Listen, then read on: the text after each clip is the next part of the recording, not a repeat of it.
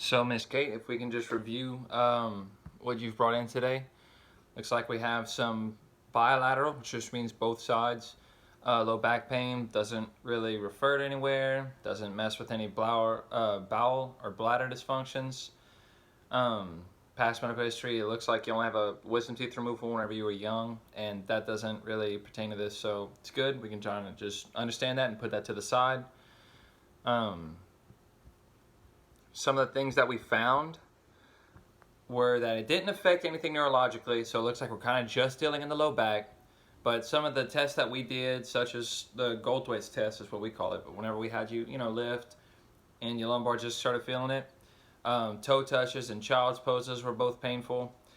And then some of the stuff that we couldn't do were stiff and guarding during flexion, which is going to be where most of our focus is for the rest of this, I guess, treatment. The biggest concern or fear that you had was that this pain would affect your for your long flights and your work. And I know it's been affecting your sleep, and also that's something we want to focus on too.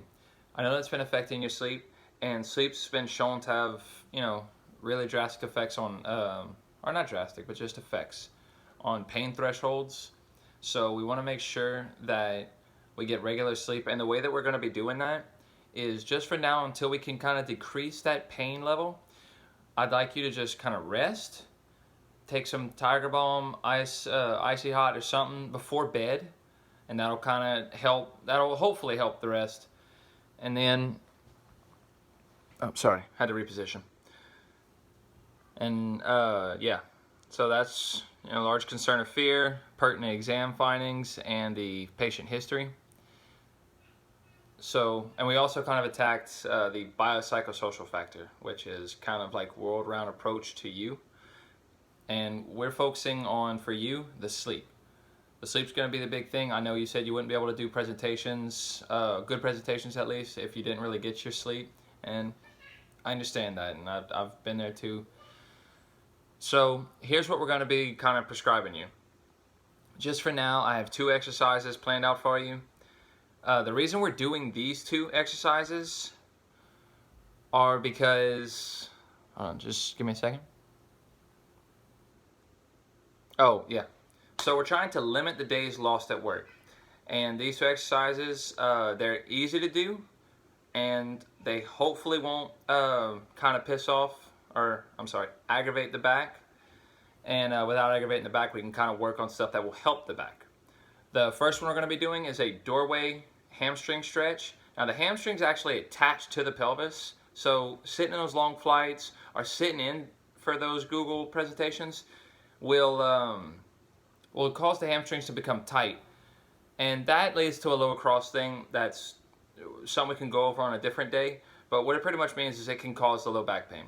So the exercises that I have prescribed for you are the doorway hamstring stretches. We're going to do 3 sets for 15-second holds 3 times a day, and those are going to look like this.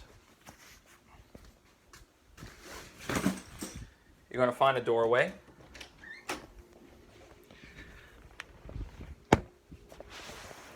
You're going to find a doorway, lie on your back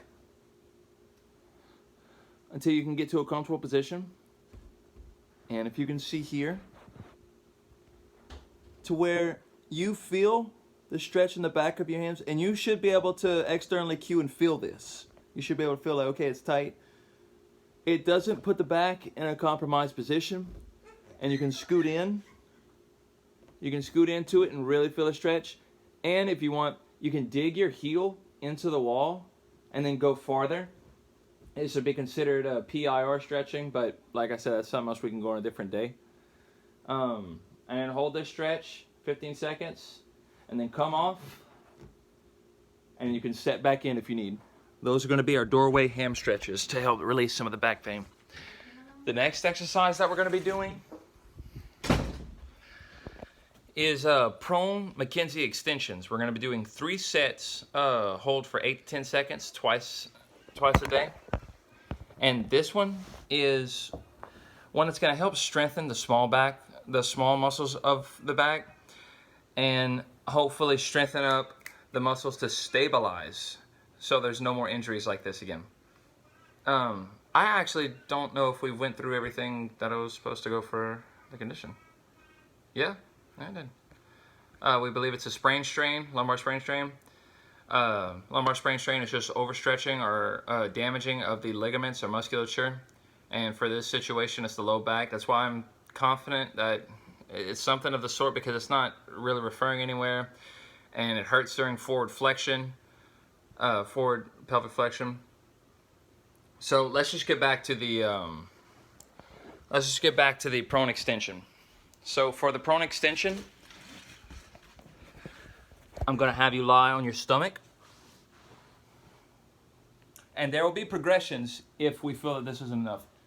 If you can't see from the phone, my legs are straight. I'm just kind of on my belly here. And the first one we're going to be doing is from our elbows. And I want to be focusing on extending the low back. Head at neutral, spine at neutral. Our spine won't be at neutral, head at neutral. Right here into what we call the Sphinx position. And you're going to hold this 18 seconds. Drop. And we're going to be doing a few sets of these. Now, if this isn't doing the trick, and we're only doing this if the patient can tolerate it. So if you can tolerate it, that's the only time we're going to do this. But then, once you get past the Sphinx position, we can do press-ups. And those will also, I'd like to focus on the low back whenever we're doing this. And I'll focus on extension. Since your job kind of has you sitting all day in a forward flex position, it'll be nice to give some extension into your low back as well. If you have any more questions, Miss Kate, just let me know. And I believe we've hit everything we're supposed to hit. Have a nice day.